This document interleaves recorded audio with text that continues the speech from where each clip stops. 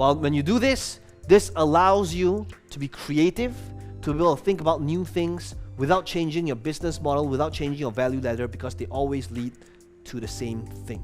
If you have ever wondered how to come up with constant new offers, then today in this training, I'm going to be showing behind the scenes to how to think about strategically creating new offers without confusing your audience, and how do you make it so that each different offer has got congruence with one another. I'm going to be showing you the thought process behind coming up with something new, something timely, maybe it's seasonal, something that sends people to your core offer, but to be able to also at the same time satisfy this creative need of constantly coming up with something new. I'm going to be taking you behind the scenes to a call that I recently did to show you exactly how to think about crafting these new offers, creating something that's really compelling, and have your audience wanting to invest in what it is that you create. Let's begin.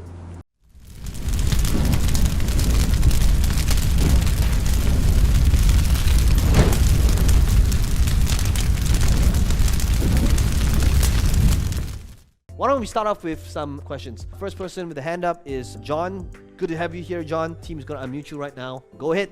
My question is this. I want to do a better job this year running monthly offers to my audience. It's something that I've done a pretty poor job on, and I'm trying to wrap my head around what the best offer strategy is. Here's the pieces that I'm dealing with. I have a limited number of products. Essentially, I have a software subscription and I have my Spotify training. And there's only so many ways you can combine those, right? I can sell them as a bundle, I can sell them as discounts, but it's very hard to really package this into 12 very different offers throughout the year. And the other thought is, well, an easy way to do it is basically run the same offer again, but just in a different sort of context. So, hey, this is our Valentine's bundle. Hey, this is our Father's Day bundle. This is our beginning of summer bundle, but it's essentially the same, just a different context or holiday or event that triggers the promotion campaign. And I'm wondering if you have a specific suggestion or framework on how to best cover the year with effective offers.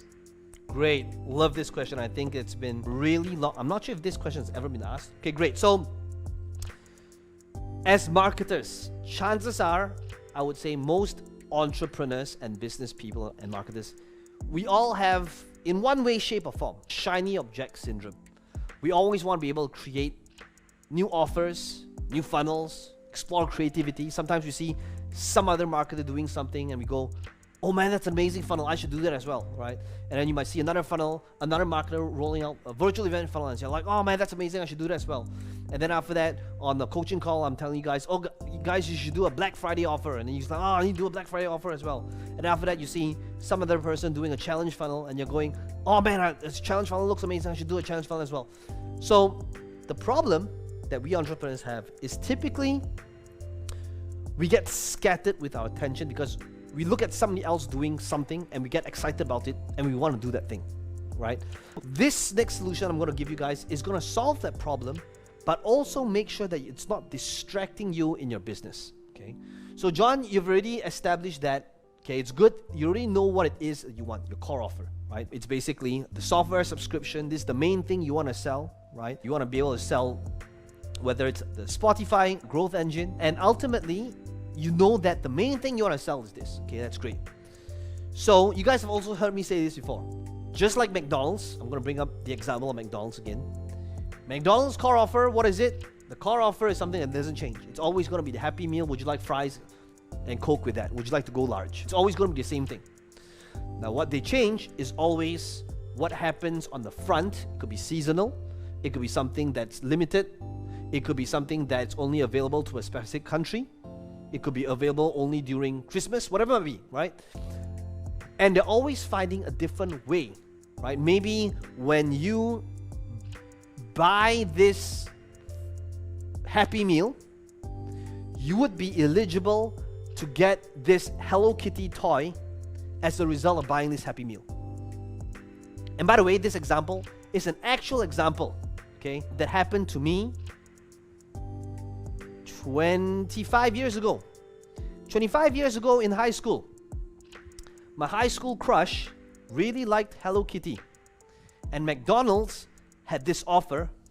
But basically, what I did was, this high school crush of mine, she really liked Hello Kitty, but the problem is, you had to queue up, no kidding, 1 hour to be eligible, to be in line to buy this Hello Kitty after you get a Happy Meal. So you had to buy a Happy Meal, and only by buying Happy Meal, you get this Hello Kitty.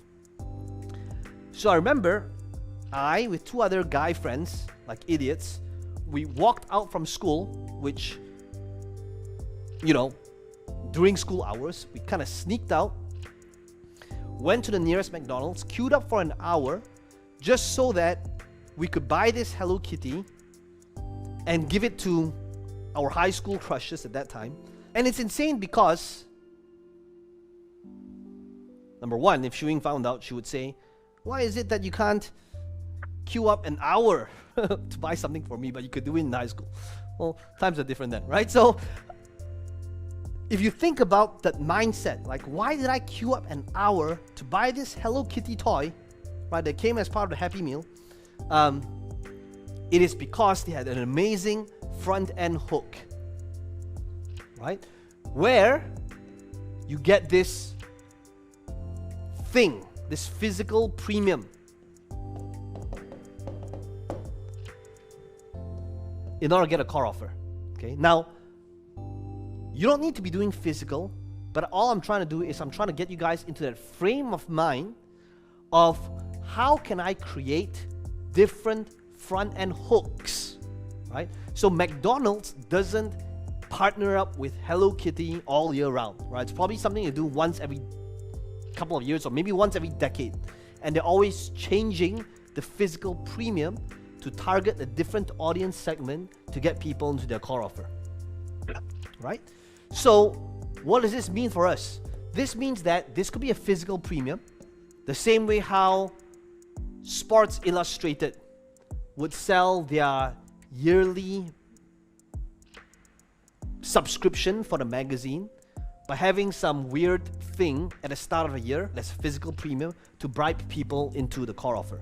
The next thing we could be thinking is, well, is there a timely hook? An example of a timely hook in my market, okay, would be like AI. Okay, I am going to be doing an AI-centered front-end topic in about 2 months from now. Okay, and here, if you think about it, my car offer is still going to be sales process, it's still going to be the software, but how I would attract a different audience segment, a different interest, is by having a different timely hook, right? What would the front-end funnel say? It would be literally, this is going to be the mass replacement of jobs. 50% of people are going to lose their jobs in the next 3 years if they don't adapt. And my event is going to talk about how we use AI in all of our different departments, from support to video editing to graphics to images to ads. Why? Because somebody may not necessarily be interested in the core offer now, right? Software. But they would be interested in a timely hook. So for your market, right, John, so if it's music related, I want to be able to ask, what is the thing that is happening now in the music industry that artists and musicians would know or would be excited about it because it's timely. It's like, oh, yes, this thing's happening right now, right? Maybe it's AI. Maybe it's how to utilize AI to optimize your music to get it discovered, right? Because AI is all the rage and it is going to disrupt all markets, right? So timely hook could be the second example. Okay, next one, I'm just going to give you guys a few different examples. Okay, this is a great question so that you guys can start thinking about this. The next one could be a different market segment altogether, right? This will be an audience segment. So sometimes, in order to get people into your core offer, it might be different to speak to a specific audience within that market. So maybe there's one just for rappers, right? Now, if somebody's a rapper and the sales page or landing page or the front end funnel that you send people to is specifically for rappers, specifically for music producers, specifically for guitarists, specifically for specific audience segment, that is when the odds of them coming into the front end is going to be significantly higher than before the core offer, right? So hopefully you guys are starting to see a trend here. It means that our core offer in our value, that in our business model, it never changes. What we're constantly changing is the front to lead people into the core. So if you think about like how I am doing this, right? So how am I doing this? Sales process is the core offer. What are we doing for audience segments? It's going to be sales process for chiropractors, sales process for dentists, sales process for restaurants, sales process for audience segments, sales process for speakers, sales process for authors, right? But rather than trying to conquer each of these audience segments ourselves, we're going to have a partnership program and allow our affiliates to get 100% of all of the commissions up front and own the front end funnel and have the back end send people to our core offer. And that's how we are creating the different front end funnels to target a different audience segment.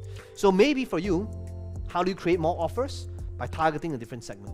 So you might notice that in the recent years, our front end funnels, it could be, for example, event codex, right? Event codex is for speakers. Not everybody wants to become speakers, right? But it's a specific front end funnel for that audience segment. Same thing for ads, same thing for different front-end offers for different audience segments. Next one, how can we create more front-end offers? Next one could be, number 4, I would say it would be seasonal. How can I tie a front-end offer to a specific thing that's happening for the year? So, well, at the start of the year, New Year resolutions, right?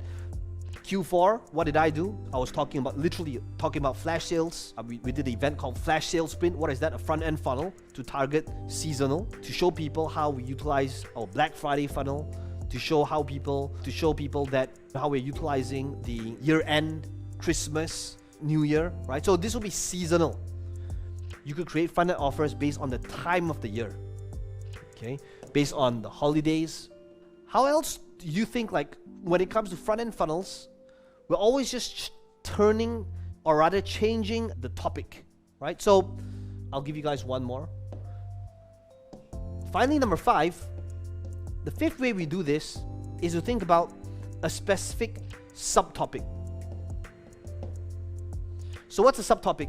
The subtopic could be like, in your market, it could be really vast topic, but how can we just zoom into this one thing and create a front-end offer, low ticket, free event, training, checklist on this specific subtopic, so that now we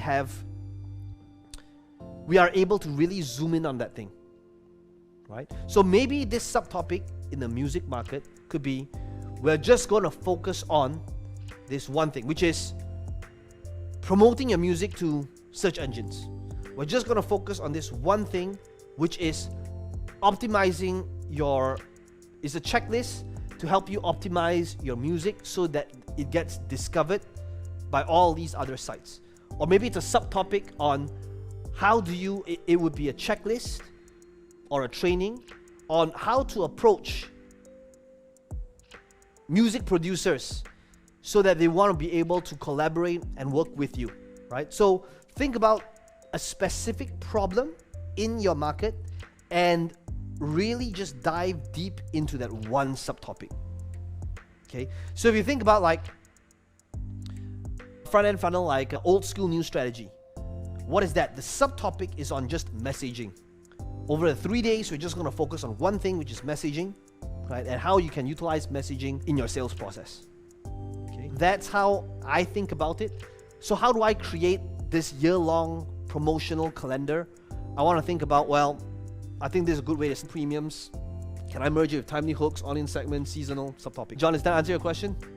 That is fantastic. Thank you so much. That's so much ammunition. And I understand that for the front end offers, you turn those into special giveaways, as you said. Those could be checklists, those could be maybe an individual training video that you add on, could be a live event, anything of that nature, correct? Yeah, and the best part to think about this is, think about how can you create this into this ecosystem so that this front-end funnel, maybe it's seasonal, right? I love the Black Friday offer. I can't run it all year round. So this is going to be a one-time thing. But in most cases, I want to think about, by creating this front-end funnel, how can I have this evergreen marketing machine that works for me forever, right? So front-end funnel, remember the back end of it is always going to be the same, right? So maybe your OTO, your one-time offer is still going to be, hey, the software subscription. Maybe it's in the members area.